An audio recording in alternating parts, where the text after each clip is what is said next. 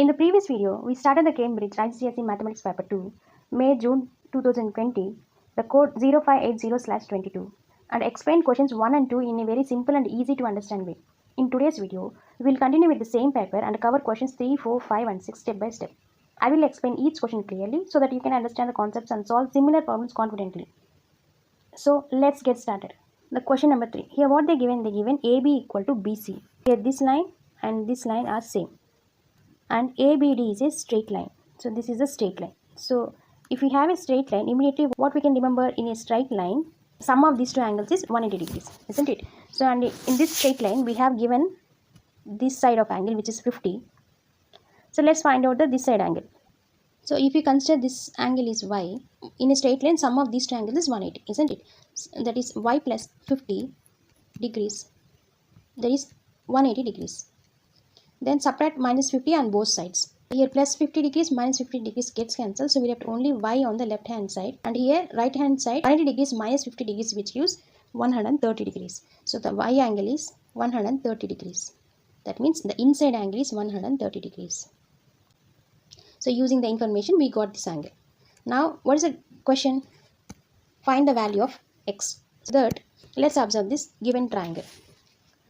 So in this triangle they said these two are equal sides. So in a triangle, if two sides are equal, is nothing but a isosceles triangle.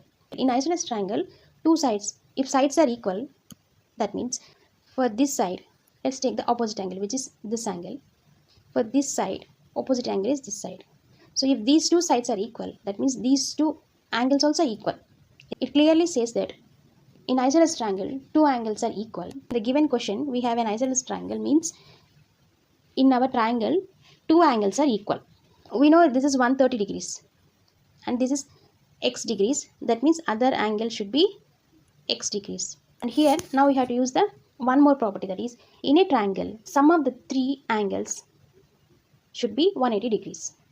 Now we have to use that property.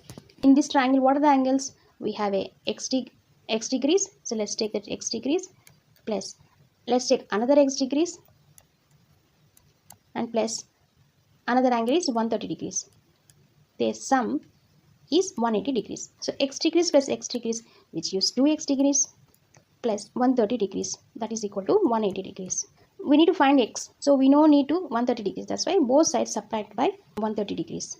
Here plus 130 degrees minus 130 degrees gets cancelled. So we left only 2 times x degrees on the left hand side. On the right hand side 180 degrees minus 130 degrees which gives only 50 degrees. Now we need to find only x. So we no need to this 2. So that's why both sides divide by 2. Here 2 gets cancelled. So left hand side we left only the x degrees. So 50 degrees divided by 2 which gives 25 degrees. So finally we got the x angle which is 25 degrees. So let's go to the next question. Write down a square number greater than 10.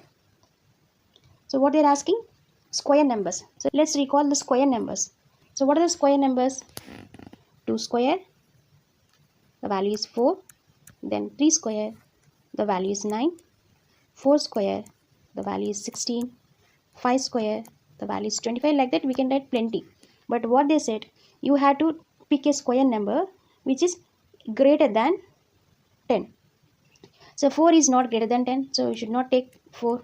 And 9 is not greater than 10. We should not take 9. 16 is greater than 10. So let's take 16. We can take any number, 16, 25, 36, 49, then 64, 81, 100, anything we can take which is greater than 10, 16. Let's take the B part which is an irrational number. So first see what is a rational number. A rational number is, it is in the form of P by Q and Q is not equal to 0. So you can take any numbers, either you can take negative numbers or positive numbers. So these are all numbers belongs to integers. So if you do 1 divided by 2, then the result is 0.5, isn't it? If you do 3 divided by 4, the result is 0.75. Such type of decimals are called terminating decimals. It comes under the rational numbers. Suppose if you do 2 divided by 3, so the result is 0.6666 and this 6 and keep on will go, it never ends. Such type of decimals are called recurring decimals. So these two types are under rational numbers.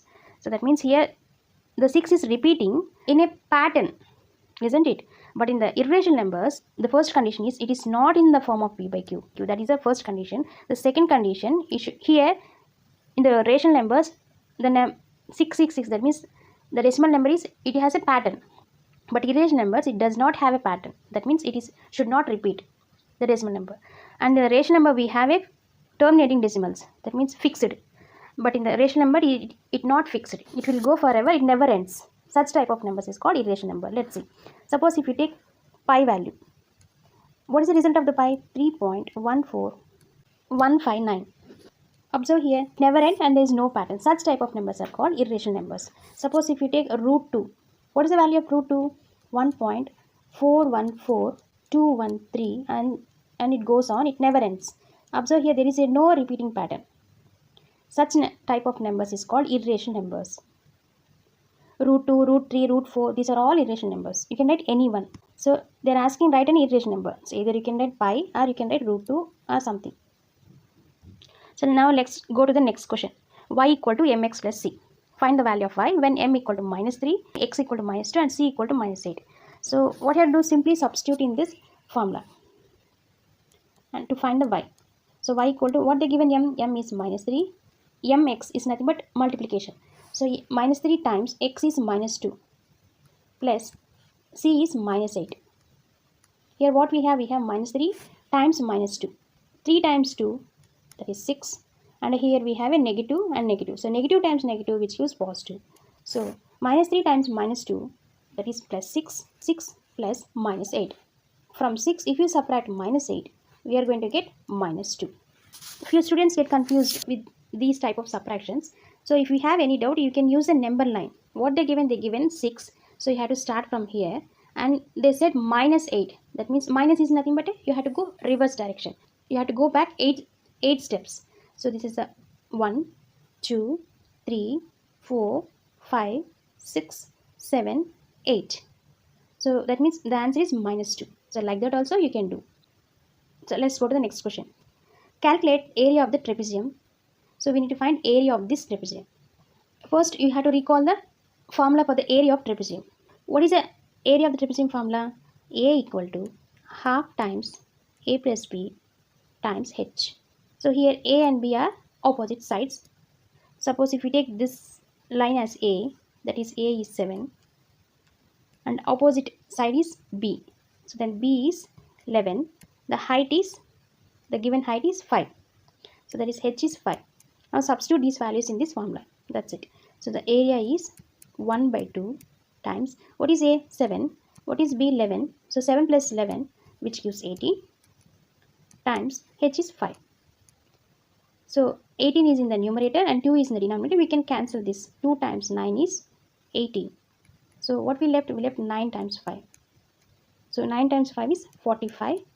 This is area. So that's why the units are centimeter square. So the given question answer is 45. That's all for today's video. We have successfully completed questions 3, 4, 5, 6 from this paper. I hope this explanation helped you understand the concepts clearly. In the next video, we will continue with more questions from the same paper, so make sure to stay tuned. If you found this video helpful, please like, share and subscribe to the channel for more IGCSE math content. Thank you for watching and see you in the next video.